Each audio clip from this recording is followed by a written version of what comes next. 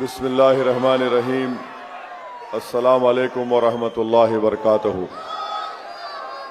मोअज़्ज़िज़ हाज़रीन इकराम, बुज़ुर्गान कौम और मिल्लत, मेरी इज़्ज़तदार माँ और बहनों, गयूर नौजवान साथियों, आपका मैं शुक्रिया अदा करता हूँ कि आपने अपना कीमती वक्त निकाल कर आज मजलिस इत्तेहादुल मुस्लिमीन के इस बल्दिया के इंतखाबात में, इस इंतखाबी जलसे में आपने शिरकत की। शहनशीन पर तशरीफ़ फरमा मजलिस इत्तेहादुल मुस्लिमीन के रुकन असम्बली तेलंगाना व इंचार्ज नांदेड़ जनाब मोहतरम कौसर मोहिउद्दीन साहब, मजलिस इत्तेहादुल मुस्लिमीन नांदेड़ के तमाम मोअज़्ज़िज़ क़ाइदीन, मेरे मजलिसी रुफ़क़ा, प्रभाग 2 के उम्मीदवार मखतूम बिन शेख महबूब साहब, फुरखान खान रहीम खान साहब, प्रभाग 5 के उम्मीदवार बाबा साहब सूर्यवंशी, शिफा मुस्कान शेख, हाजरा बेगम अब्दुल बासित, मुफ्ती अशर अली खान अज़हर अली खान, प्रभाग 11 के उम्मीदवार मोहम्मद मसूद अहमद खान, आसिया बेगम, अब्दुल हबीब बागवान, सैयद फसीउद्दीन, सैयद वलीउद्दीन, साइमा खान, मोहम्मद इमरान खान। प्रभाग 12 के उम्मीदवार अब्दुल रशीद, अब्दुल गनी, बेबी शाइस्ता, मोहम्मद सलमान खान, खमर सुल्ताना और मोहम्मद अल्ताफ़ हुसैन, मोहम्मद यूसुफ। प्रभाग 14 के रेहाना बेगम, चांद पाशा कुरैशी, शमीम बेगम, अब्दुल हफीज़ बागवान, शमीम अब्दुल्ला, हासेकर, स्वाति नरसिंह राव। मेरे अजीज़ दोस्तों और बुज़ुर्गों, आप तमाम से गुजारिश है कि 15 जनवरी के दिन आप अपने एक वोट का इस्तेमाल मजलिस इत्तेहादुल मुस्लिमीन के उम्मीदवारों के हक़ में करिए, जिनका इंतखाबी निशान पतंग है। प्रभाग 2 में 2 मजलिस के उम्मीदवार हैं, प्रभाग 5 में पूरा पैनल है, प्रभाग नंबर 11 में पूरा पैनल है, प्रभाग नंबर 12 में पूरा पैनल है और प्रभाग नंबर 14 में पूरा पैनल है। तो जाम मशीन में आपको मजलिस इत्तेहादुल मुस्लिमीन का पतंग का निशान नज़र आएगा। मेरी आपसे गुजारिश है कि आप लोग वहाँ पर बटन दबाकर अपने इत्तेहाद को मजबूत करिए, अपने सियासी शऊर को मजबूत करिए, अपनी क़ियादत को मजबूत करिए और एक अच्छे नुमाइंदे को बहैसियत रुकने बल्दिया आपके प्रभाग से मुंतखब करिए, ताकि वो आपके इस वार्ड में, इस बल्दी हलक़े में आपके तरक्याती काम को करवा सके। क्योंकि हम ये देखते हैं कि नांदेड़ शहर में एक तासुब का मुज़ाहरा किया गया है और ख़ास तौर से अल्पसंख्यक समाज के बसने वाले इलाक़ों को एक मनसूबाबंद तरीक़े से डेवलपमेंट से महरूम करके रख दिया गया। मेरे अज़ीज़ दोस्तों और बुज़ुर्गों, मैं आपको ये बात बताना ज़रूरी समझता हूँ कि नांदेड़ के मजलिस इत्तेहादुल मुस्लिमीन के ज़िम्मेदारान ने ये फ़ैसला लिया कि मजलिस के उम्मीदवारों की कामयाबी के बाद नावघाट करबला इलाक़े में नौजवानों के लिए स्विमिंग पूल और जिम खाना की तामीर होगी। कदीम शहर में खूबसूरत गार्डन की तामीर, पुराने शहर में नागहानी सूरत हाल से निमटने के लिए एक फायर स्टेशन और ट्रॉमा सेंटर का क़याम में लाया जाएगा। मदीना नगर से ख़य्यूम प्लाट के रास्ते को तोसी करके 50 फीट करने का वादा, पुराने शहर के अक़लियती तलबा के लिए ITI टेक्निकल कॉलेज और लड़कियों के लिए दस्तकारी यानी सेंटर का क़याम, माल टेकरी इलाक़े में वसी अराज़ी पर पुराने शहर के नौजवानों के लिए खेल का मैदान के तामीर का मंसूबा, हैदरबाग म्युनिसिपल दवाखाने को तोसी करके मिनी सिविल हस्पताल में तब्दील किया जाएगा।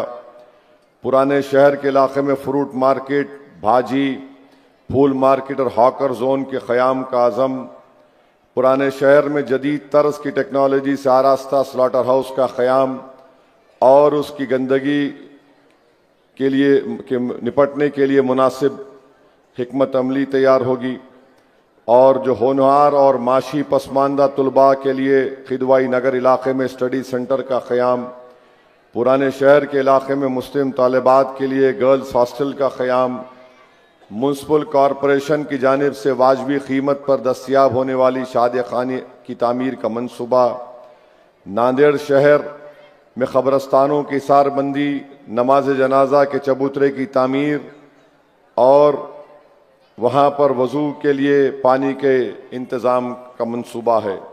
ये मजलिस इत्तेहादुल मुस्लिमीन के नांदेड़ के ज़िम्मेदारों ने ये अज़म लिया है कि इंशाअल्लाह ताला कामयाबी के बाद ये सब काम तमाम करवाए जाएंगे। वहीं पर आप देखते हैं कि कांग्रेस पार्टी है, इनके वादे ऐसे हैं कि वादा करते और उसके बाद भूल जाते। इनका एक वादा था कि मुसलमानों के लिए हज हाउस तामीर करने का वादा किया था, नहीं मालूम वो वादा किधर गया। फिर उसके बाद हज़ारों वोटों से कांग्रेस के जिम्मेदार मुंतखब हुए और वहीं पर जनाब रविंद्र चौहान ने टिकट तकसीम के वक्त कहा कि इतने टिकट्स देने पर कांग्रेस को मुस्लिम लीग कहेंगे। फिर देगलूर नाका जैसे गुंजान आबादी वाले मुस्लिम अक्सरत इलाके में छोटे छोटे बल्दी मसाइल इलाके के साकिनान को दर्द सर बन गए हैं। गंदगी है, कचरा साफ नहीं होता है और फिर ड्रेनेज चौक हो जाती है। ये कांग्रेस वालों की देन रही। और साथ ही साथ आप जानते हैं कि देगलूर नाके की गंदगी को फैलाने ट्रेंचिंग ग्राउंड को तो ख़त्म कर दिया गया, मगर ड्रेनेज का सीवरेज प्लांट कायम करके और गंदगी का इजाफा करके ना वहाँ पर गार्डन की तामीर का ऐलान हुआ, उसको मुकम्मल किया गया।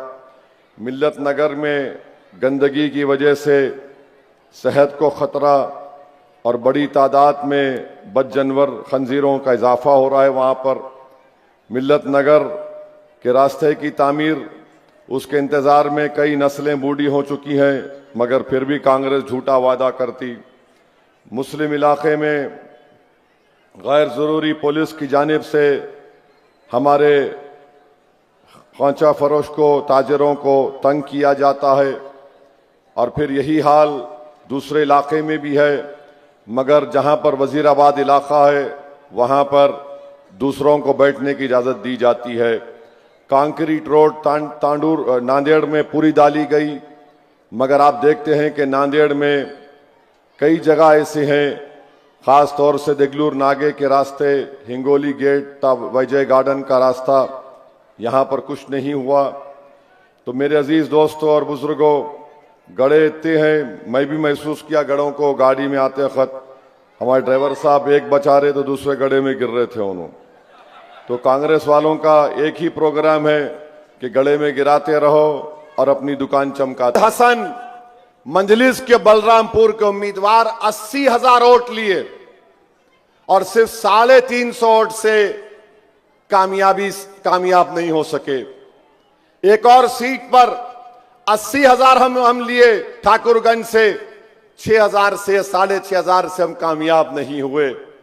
और इनके कांग्रेस के लीडर है, एक बड़े लीडर उनके, बहुत मेरे को बोलने लगा है, कहां से बोलने लगा है, यानी 50-60 लाख 50-60 लोग मेरे को फोन करे, अरे भाई उनके खिलाफ कैंडिडेट मत दो, उनके खिलाफ कैंडिडेट मत दो।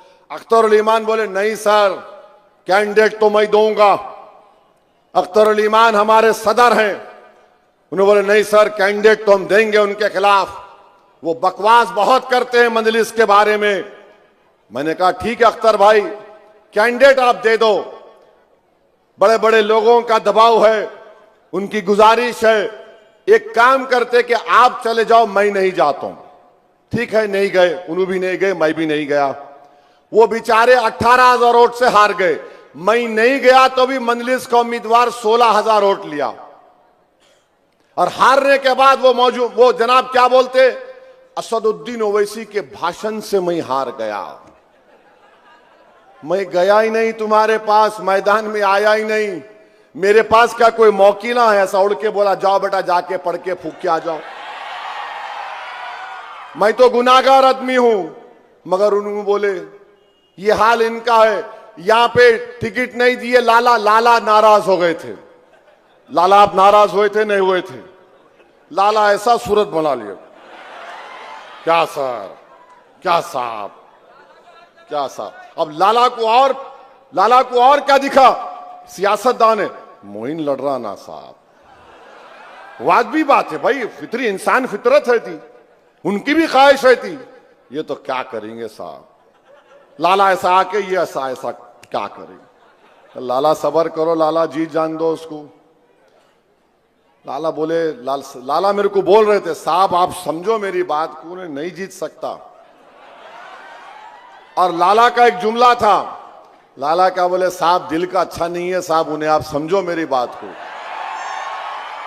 मैं बोला लाला उन्हें दिल का अच्छा नहीं होगा, हम दिल के सच्चे हैं। हम नहीं खड़ा करे, हार गए, फिर शुरू हो गए, उन्हें पुरानी कव्वाली पे आ गए। अब्दुल सत्तार साहब आकाशवाणी बंद करो। आप हारे क्योंकि आपका दिल साफ नहीं था। अगर आपका दिल साफ होता तो अल्लाह यकीनन आपको कामयाब कर देता, मगर आपका दिल एक तरफ इधर अटका हुआ था, एक तरफ इधर अटका हुआ है। हम में और उनमें फर्क यह है कि हम खुल के बोलते हम तुमसे मोहब्बत करते, आई लव यू। वो लोग क्या करते, जिसको देखो I love you, I love you, I love, ये नहीं होता ना। एक को बोलते, हम ये बोलते, हम मैं बोल रहा हूं मैं तुम्हारे से मोहब्बत करता हूं, पार्लियामेंट में खड़े रह के बोला मैं, किसी के बाप का डर नहीं है। मगर इनका क्या है, जो दिखा इधर, जो दिखा उधर, जो उन्हें बोलता है, इन्हें किस्सा क्या है रे भाई, हर एक को ही नहीं ये बोल रहा। तो ये मामला है इनका, ये इनकी कहानी रही 60 साल की।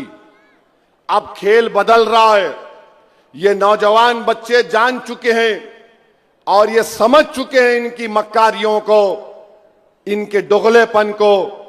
मैं इनकी सोच और समझ को सलाम करता हूं, इनके मां बाप को सलाम करता हूं कि आज एक इनकलाबी तब्दीली पैदा हो रही है नौजवानों में, और नौजवान इस बात को हरगिज मानने को तैयार नहीं है कि सेकुलरिज्म को बचाने की जिम्मेदारी सिर्फ हमारे कंधों पर क्यों है, कि हम ही क्या सेकुलरिज्म के कूली हैं, गुलाम हैं। हर एक इलेक्शन आया, नहीं सेकुलरिज्म को बचा लो। अबे 3 मरतबा मोदी प्राइम मिनिस्टर बन गया, हमारी वजह से बना। आप कभी बीजेपी को वोट दिए? कोई बोला तो भी देते? सुन लिए ना। अब कैसा बना उन्हें, वही तो समझा रहे हम आपको बात को, वही तो समझा रहे। तो आपसे अपील है कि आप इस इलेक्शन में, अब बल्दिया का इलेक्शन है बोल के एक होना नहीं है, 2029 में असेंबली का इलेक्शन आएगा तो मंजलिस के एमएलए मुंतखब होंगे नांदेड़ से इंशाअल्लाह ताला। और सुन लो कांग्रेस वालों, अब की बार कुछ भी नहीं, कोई बोल लो, सुनने वाला नहीं हूं मैं। कैंडिडेट खड़ा होगा असेंबली में भी इंशाअल्लाह ताला, और हम हमारे एमएलए को मुंतखब कराएंगे। और इंशाअल्लाह ताला वो एक वक्त आएगा कि आपका खासदार भी मुंतखब होगा इंशाअल्लाह ताला। इसीलिए कह रहा हूं कि ख्वाब देखना शुरू करो। याद रखो, ख्वाब देखने पर कोई जुर्म नहीं है, ख्वाब देखकर उसको पूरा करने में मेहनत आप और हम मिलकर करेंगे इंशाअल्लाह ताला। याद रखो, मेरी जिंदगी का मकसद सिर्फ यही है कि भारत का संविधान जिसको बाबा साहेब अंबेडकर ने बनाया था, भारत में अगर 18 करोड़ मुसलमान हैं, वो गरीब नहीं रह सकते, वो मजलूम नहीं रह सकते, वो कमजोर नहीं रह सकते, उनके बच्चे स्कूल से बाहर नहीं रह सकते, उनके बच्चे कॉलेजों में रहना चाहिए, उनके बच्चे तालीम याफ्ता होना चाहिए, उनके बच्चे दौलतमंद होना चाहिए, उनके बच्चे ताकतवर होना चाहिए, उनकी सियासी क़ियादत होनी चाहिए। ये मंजलिस का पैगाम है। तो मेरे अजीज दोस्तों और बुजुर्गों, मैं आपसे अपील कर रहा हूं कि 15 तारीख के दिन आप अपना एक वोट पतंग के निशान पर लगाएंगे या नहीं लगाएंगे? क्योंकि मैं जलसे में इतने लोग आते, पोलिंग के दिन क्या होता नहीं मालूम। बाज वक्त क्या होता, मैं जाने के बाद ये शैतान के एजेंट आ जाते, आके खुस करना शुरू करते, कोनों में, घर में, उधर। उनका क्या है भाई, उन्होंने जज्बाती तकरीर करके चले जाते। एक साहब को मैं पकड़ लिया, मेला आप जाके बोले थे नहीं बोले थे? अरे मैं नहीं गया बाबा, मैं मिलने गया। मेला आप बोले नहीं बोले? मुझे साहब को बोले, मेला मिलाओ फोन। उन्होंने बोल दिया, उन्होंने मेरे घर को आए थे, आके ये बात बोले। मेला याद रखो, ये तुम जो बोल रहे हो ना, तुम थक जाओगे, तुम्हारा असर नहीं होने वाला है। अब बात कहे कि नहीं ऐसा हो रहा, अरे क्या क्या नहीं हो गया भाई।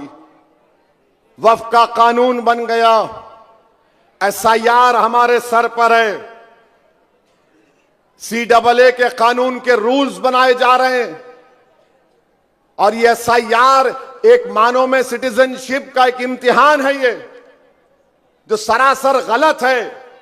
सिटीजनशिप को चेक करने का इख्तियार विजारत दाखिला का, होम मिनिस्ट्री का, उसके NRC रूल्स हैं। उस रूल्स का सेक्शन 3 है, सब सेक्शंस हैं। मगर ECI के जरिए अब सिटीजनशिप, आप सोचो, गोवा का एक साबिका खासदार को नोटिस आ गई कि तुम्हारे पास डॉक्यूमेंट क्या है, लाके दिखाओ। तो मेरे अजीज दोस्तों और बुजुर्गों, आपसे अपील है कि 15 तारीख के दिन जहां पर 4 उम्मीदवार है, वहां पर पतंग के निशान